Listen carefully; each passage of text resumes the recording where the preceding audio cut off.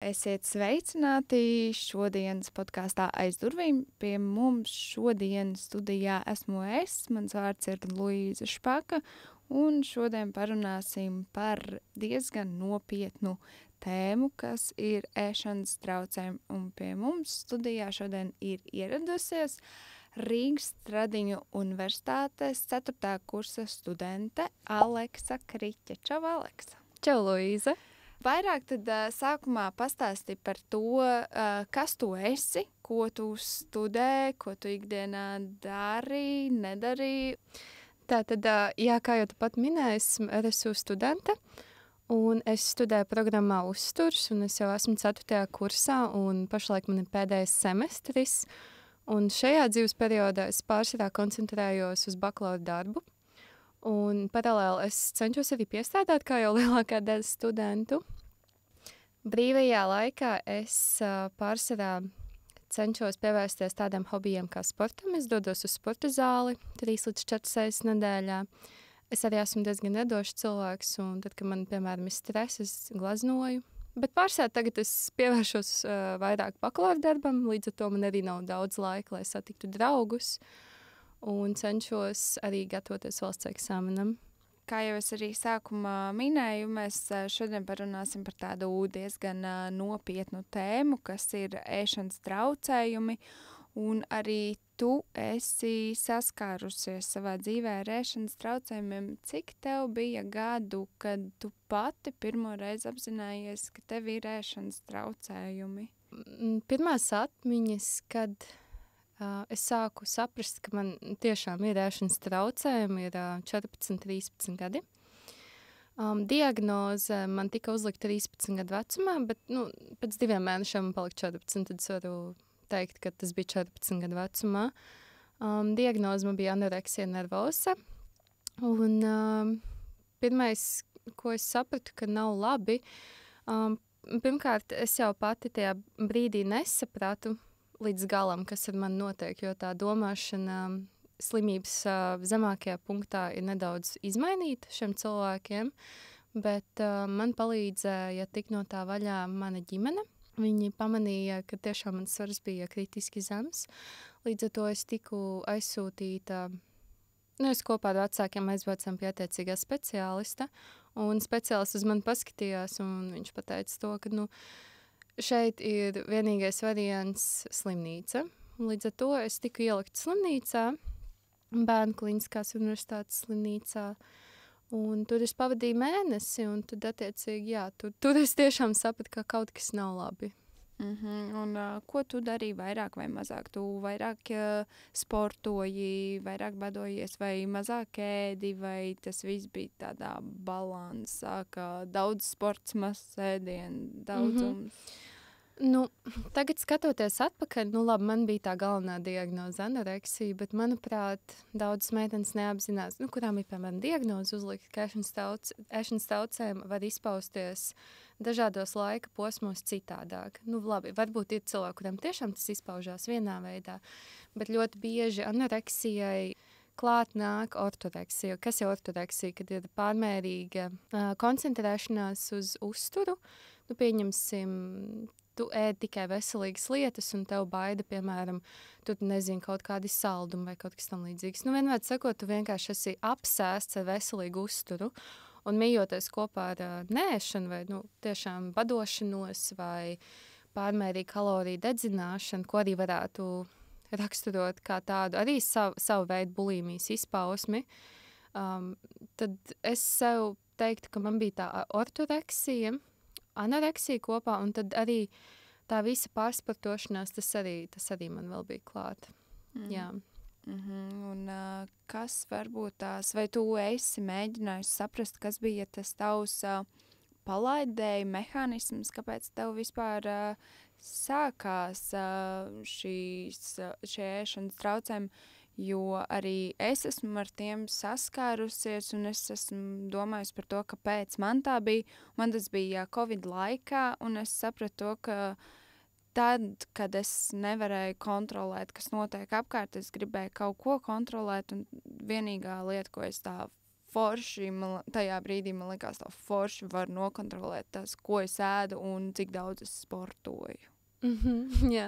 Nē, ko es esmu pamanījusi lielākoties meitenēm, kurām ir šie ēšanas traucējumi, tas ir par to kontroli. Protams, katrai meitenei tas palaidējuma mehānisms ir citādāks, bet skatoties atpakaļ 2000, tas laikam bija 2016. Gads, tas bija tas moments, ka visi tie sociālo mēdīju,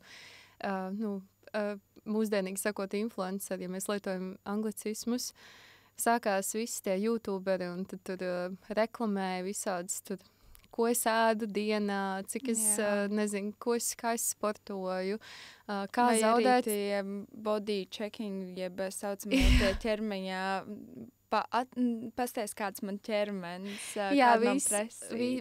Visa šī, kā lai saku, viss šis sākās, tiešām ap 2016. gadu, vai arī tas varētu būt saistīts ar to, ka es vienkārši tikko kļuvu par pusaudzi, un līdz ar to es sāku vairāk interesēties par lietām, kas notiek sociālajos mēdījos, un sāku zemapziņā varbūt salīdzināt sevi ar citām meitenēm. Bet jā, man liekas, ka tas bija saistīts pirmkārt ar šo faktoru, un otrs bija tas, ka es biju viena no pirmajām meitenēm, kurai klasē sākās pubertāte. Līdz ar to es varbūt straujāk tā kā izaugu. Vienu brīdi es biju tiešām garāka par savām meitenēm klasē, kā arī man izauga gurni, ciskas palika apjomīgākas. Es nekad neesmu bijis liekos svaru, nekad mūžā.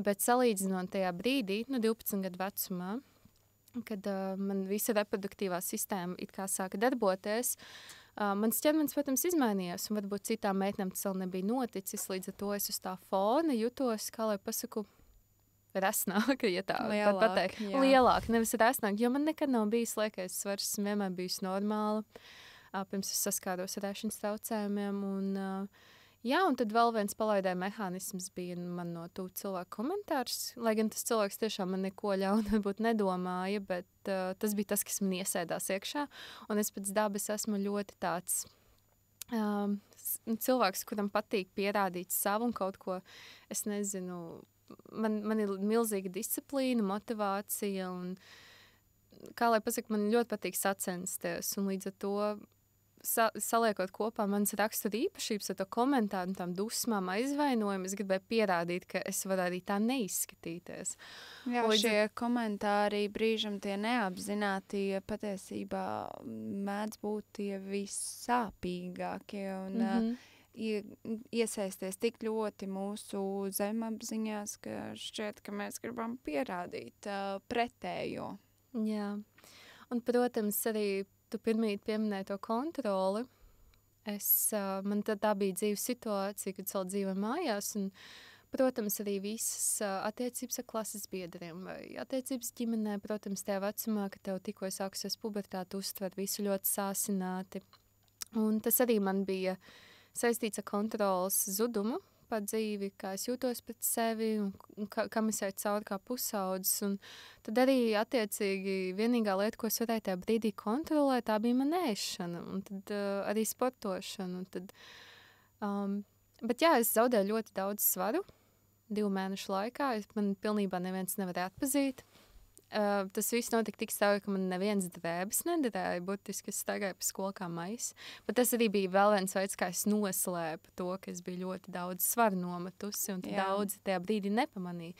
Labi, to varbūt varēja redzēt manā sejā, bet kā manās drēbēs neviens nezināja, ka es tāda esmu. Bet jā, godīgi sakot, skatoties atpakaļ, protams, klases biedri nojauta.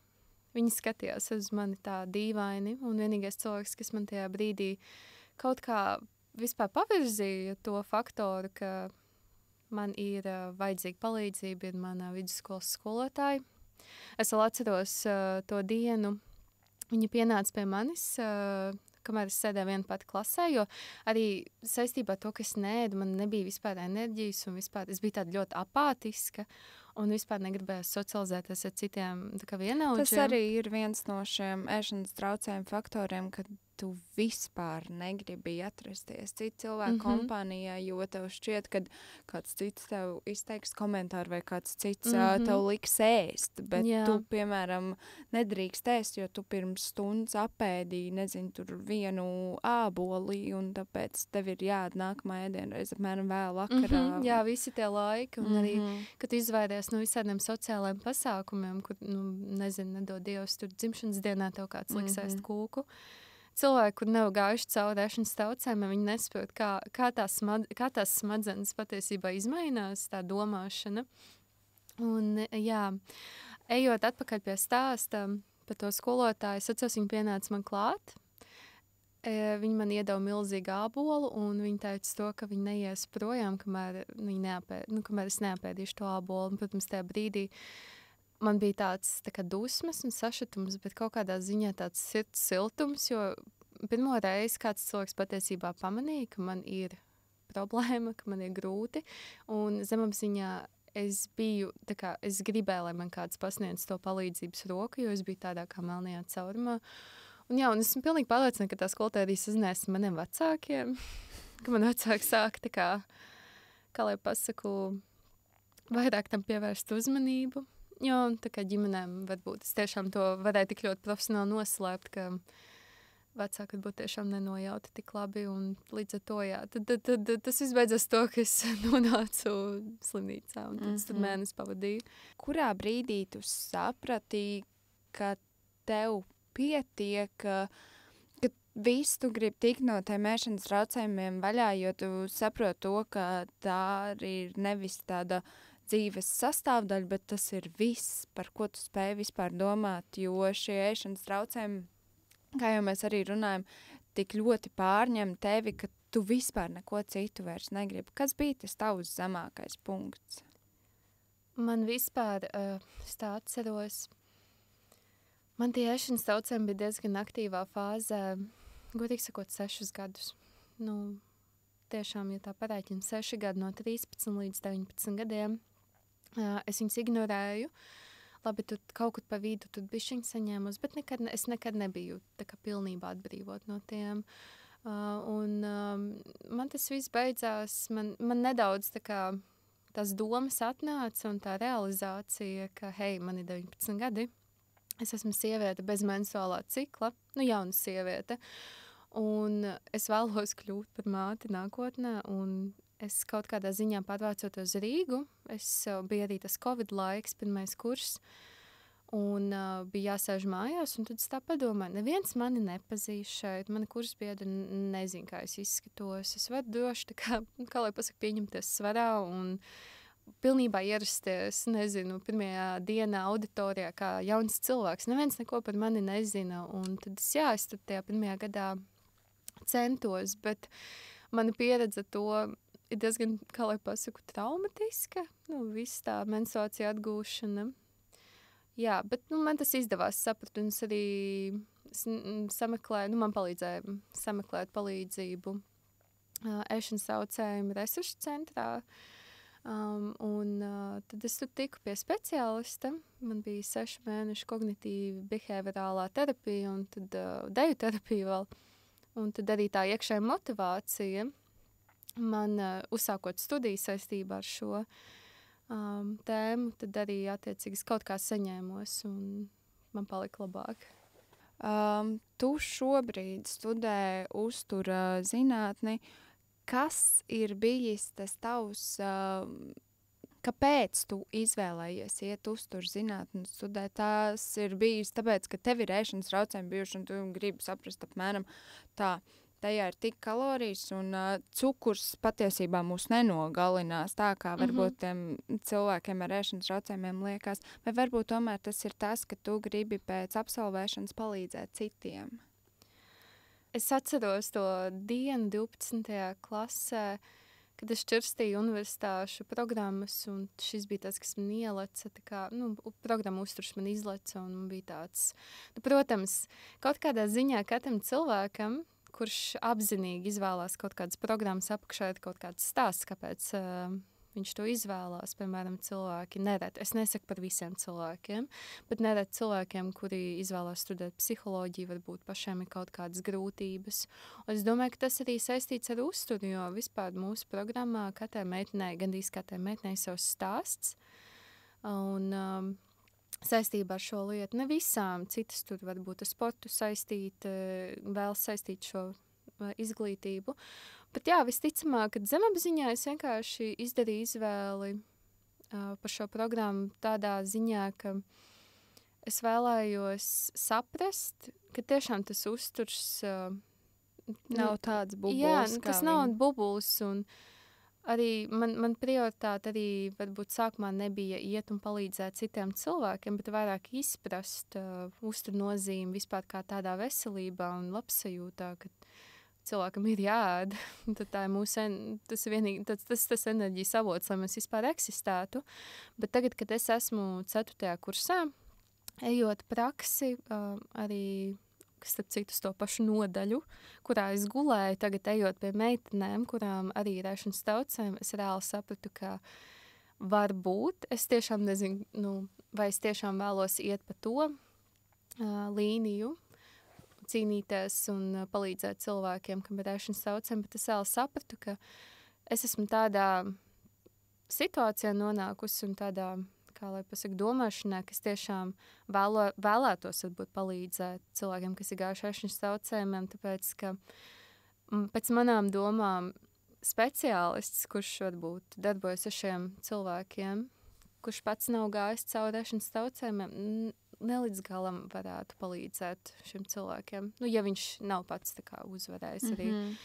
Jo, labi, vadlīnijas ir viena lieta, bet uzklausīt un, kā lai pasaka, tas pieeja šo cilvēku kaut kādā ziņā sirdī, lai vispār tādus cilvēkus uzklausīt, tad ir vajadzīgi nedaudz citādākas metodes. Un man pieredze to saka, jo, kad es devos praksē pie šīm meitenēm, es arī no viņām varēju dabūt daudz vairāk informāciju nekā varbūt kāds cits speciālists, kas pie viņiem devās un centās kaut ko uzzināt par viņām. Vai tev redzot šīs meitenes tajā pašā vietā, kur reiz gulēji tu, ko tu domā tajā brīdī? Kādas ir tavas sajūtas iekšēji? Kad es pirmoreiz iegāju iekšā, man bija tāda dīvaina sajūta, jo tad nevis nostalģiski, tā nebija īpaši laba nostalģiska sajūta, bet jo tā pieredze, tie bija varbūt arī citi laiki, tas bija tiešām gan pirms 10 gadiem. Tas telpas bija pavisam citādāks. Tas telpas, starp citu, tagad ir pārliktas uz bērnu klīnas, tur Pārdaugavā. Un tur pavisam cita atmosfēra, tur ir viss moderni, tur ir viss ļoti jauki, un tiešām ieejot iekšā tā sajūta ir tā daudz mājīgāka. Bet, kad es pirmo reizi satiku savu pacienti,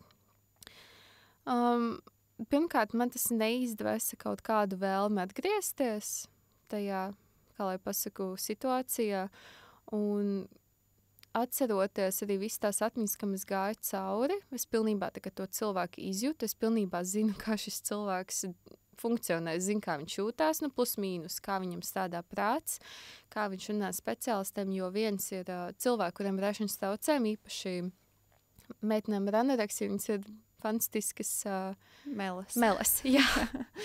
Tas, kā viņas apmelo, tur samelo, cik tur ir apēdušas. Jā, tomēr ir jāspēj no vecākiem, no ģimenes, no sev tuvējiem cilvēkiem noslēpt gan ēdienu, ko viņām gatavo, gan arī to, kā viņas izskatās vai tieši neizskatās. Jā, un tas faktors, kad es taču sāku runāt, un tad es jau jūtu, ka man batons sprauž ausīs, un tad es pagriezu sarunu uz otru pusi un sāku uzdot tos jautājumus nedaudz citādāk. Kaut kā, es pateicu, klausies, tā kā es zinu, kā strādā tavs prāts, es pat esmu bijusi tur, un tā kā tu esi šeit, lai tev palīdzētu, un ja tu vēlies no tā tikt ārā, tad lūdzu saki man taisnību, jo tas nekur tev neaizvedīs, es zinu, ka tas ir grūti, bet jā, tās sajūtas man bija patiesībā labas, jo tā ir ļoti laba sajūta, ka pēc vairākiem gadiem tu vienkārši aizēji, tu pilnībā pagriezies lomām un tu jūties, es nezinu, vajadzīgs. Es domāju, tas ir visiem veselības jomas speciālistiem, viņiem tas mērķis dzīvē, tā motivācija vispār eksistēt un strādāt, ir palīdzēt cilvēkiem.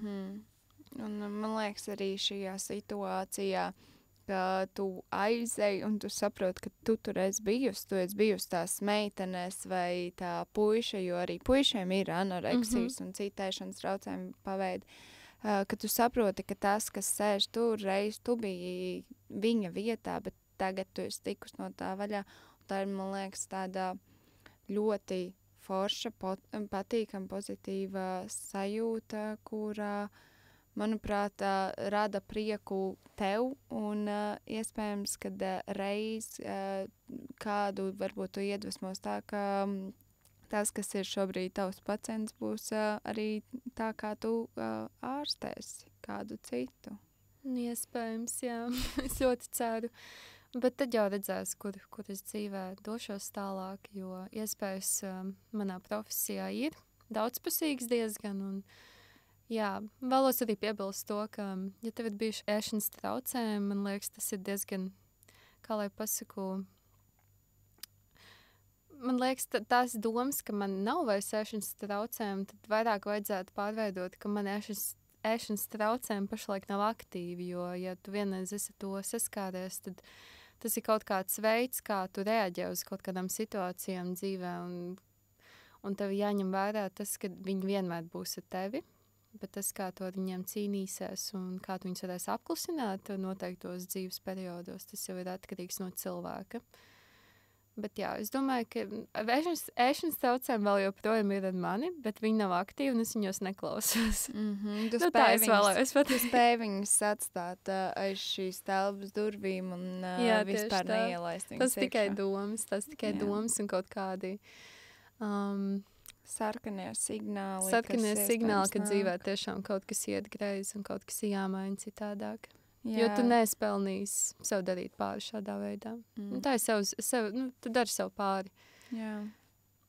Vai tu esi kādreiz domājis par to, ka ja tev nebūtu šie ēšanas traucējumi bijuši, vai tu vispār ietu studēt uzturu, vai tu būtu tur, kur tu esi tagad? Nē, es nebūtu.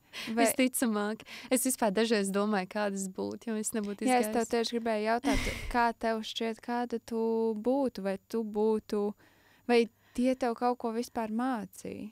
Es domāju, ka jā, jo tā kā paskatoties, vai vispār dzirdot, kā cilvēki man ir raksturojuši no malas, man patīk cīnīties dzīvē, es neapstājos nekad, un godīgi sakot, izējot tam visam cauri, man domāšana, un es vispār pieaugu ļoti ātri. Es nezinu, varbūt tas ir saistīts ar to, ka es pārlecu pubertātei cauri, jo vēl viena lieta, ka, ja nav menstruācijas tiešām sievietei no pubertātes sākuma līdz pat, 19 gadiem, tu kaut kādā ziņā izlaidi pubertāti, un līdz ar to kaut kas nav tā kā sagājis. Un es diezgan ātri pieaugu, kad es biju, man bija 16, 17 cilvēki vispār pēc manas uzvedības, maniem domgājieniem vai vispār kā es funkcionēju, man raksturoja, ka es esmu pēc 20.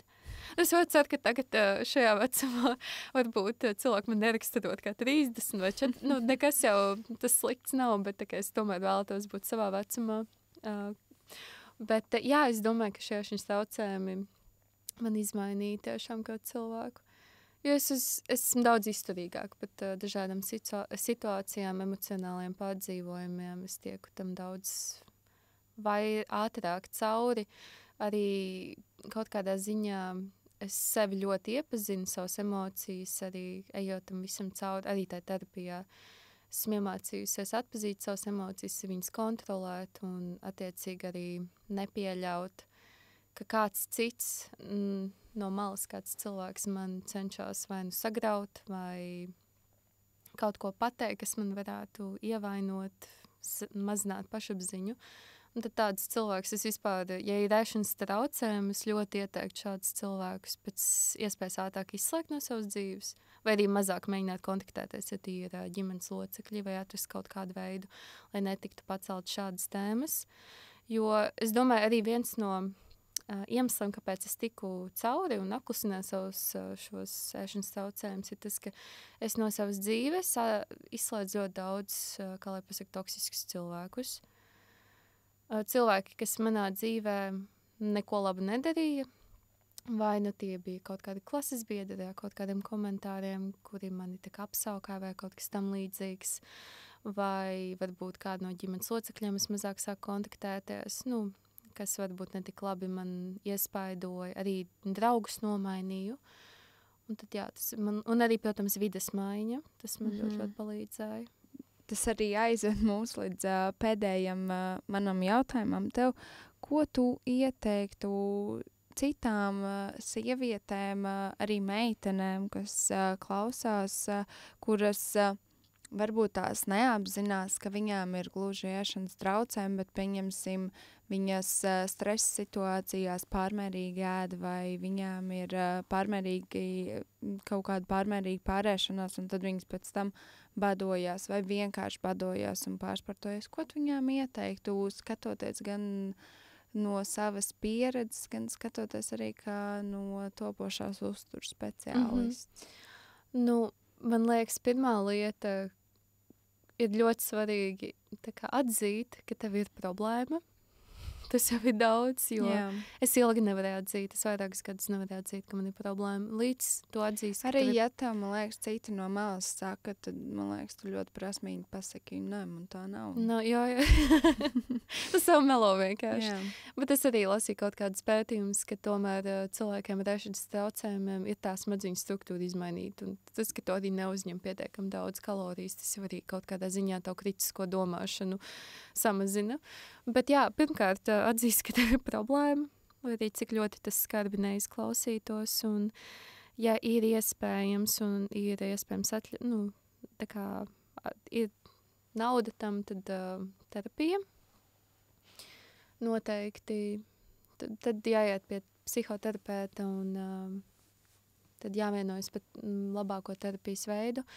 Tad arī vajadzētu saprast sakni, kāpēc, ja ir iespējams pašam saprast to sakni, kāpēc tev ir šie ēšanas traucējumi, ja to var izdarīt bez terapeita, jo bieži vien vajadzīgs terapeits, tad koncentrēties uz to, lai, kā lai pasaku, novērst to sakni, pieņemsim, ja tev ikdienā ir daudz stresa, izslēdz no savas dzīves vai mazini vai izvairās no visiem iespējamiem stresoriem. Tie var būt cilvēki, tas var būt darbs, tas var būt toksisks partneris, tas var būt, kaut kādi ģimenes locekļi. Arī sociālā mēdī, ja to pieņemsim Instagrams visu laiku maisa galvu, tad vai mēģina, lai tavs algoritms mainās kaut kā, vai varbūt paņem pauzi no sociālajiem mēdījiem. Jo man liekas, īpaši mūsdienās sociālajie mēdīji tik ļoti atklāti rāda šos ēšanas traucējumus, sarkanos karogus, ka tu vienkārši no malas skaties un tu redzi, ka tam cilvēkam ir šie ēšanas traucējumi, bet viņi tāpat to publisko, man liekas. Un labākais, ne labākais, bet sliktākais ir tas, ka bieži vien šie cilvēki, es arī, pieņemsim, kā jau zēja paudzi, kur ir nedaudz pašlaik atkarīgi no sociālajiem mēdījiem, platformā TikTokā es ieeju, un es skatos, ir pāris meitenes arī no Latvijas, kas tā kā rāda, ko viņas ēd dienā, burtiski, es nesaukšu vārdus, neko neraksturošu, bet vienmēr sakot, tīra badošanās. Un trakākais ir tas, ka varbūt tās pašas meitenes varbūt apzinās vai neapzinās kādu postu viņas dara gan tām meitenēm, kas skatās un ietekmējās, īpaši jaunas meitenes, un ko viņas dara sevi, jo es pati uz savas ādas es izjūtu, kādas ir sekas šiem traucējumiem savā reproduktīvajā veselībā. Es cenšos tagad sabalansēt savus hormonus. Man ir arī, pieņemsim, ja meitenei, kurai zemes svars no menstruācijas, cik ļoti tas arī ietekmē psihoemocionālo stāvokli. Tas ir vienkārši cilvēki tiešām, pat runājot pat citām lietām, piemēram, organismā, ja nav menstruācijas vai pārāk zemes estrogēns, tad tiek ietekmēti arī mūsu kauli. Ir lielāks osteoporozes risks, sirdsdarbības problēmas var rasties, un tu vienkārši nejūties kā sieviete. Jo tu neesi, Jo tev nav hormonu. Neesi sieviete. Tu neesi sieviete, tev vienkārši nav hormonu, tev vispār nav intereses, vispār neveidot attiecības. Tu esi, kā lai pasaku, kašķīga. Ja tu neesi pēdas, esi kašķīga. Un arī tas, jā. Un viss tikai, lai, nezinu, tu izskatītos kaut kādu apkārtmēru. Jā, tā kā tavs organisms, ķermenis nav fizioloģiski piemērots. Teikšu tev lielu paldies, ka tu biji gatava dalīties ar savu pieredzes stāstu, un man liekas, ka, lai cik grūti varbūt tās neliktos, ka es negribu to atzīt citiem, manuprāt, tā atzīšana ir tā lielākā vērtība gan pašam sev, gan arī citiem, jo kurš gan cits mums palīdzēs, ja ne mēs paši sev īpaši šajās riska situācijās, kas ir ēšanas traucējumi, ir viena no top pasaulē izplatītākajām, bīstamākajām slimībām. Kurām arī nav zāles. Jā, zāles esam mēs paši, principā, un uzturs. Bet paldies tev liels, ka tu dalījies savā stāstā, un paldies, ka tu šobrīd arī prakses laikā darīji labu darbu, atbalstot citas meitenes un citus pušus, un turpini to arī darīt. Paldies, ka tu uzaicināji. Paldies.